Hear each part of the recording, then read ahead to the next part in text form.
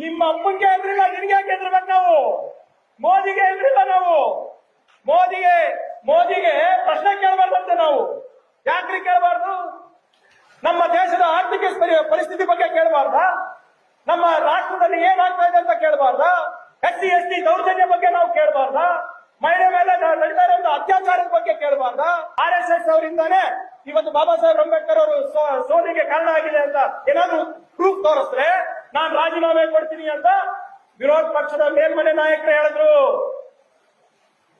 ನಾನು ಇಮಿಡಿಯೇಟ್ ಆಗಿ ಹೇಳಿದೆ, ಮತ್ತೊಮ್ಮೆ ಲೆಟರ್ ತೋರಿಸಿ ಬಹಳ ಸ್ಪಷ್ಟವಾಗಿ ಹೇಳಿದೆ, ಮೋದಿ ಸರ್ಕಾರದಲ್ಲಿ ಇದು ಬಿಡುಗಡೆ ಆದಂತ ಲೆಟರ್ ಇದೆ, ದಯವಿಟ್ಟು ಓದ್ಕೊಳ್ಳಿ ಅಂತ ಕೊಟ್ಟು ಇನ್ನು 2 ತಿಂಗಳಾಗ್ತಾ ಇದೆ, ಇನ್ನ ರಾಜೀನಾಮೆ ಬಂದಿಲ್ಲ.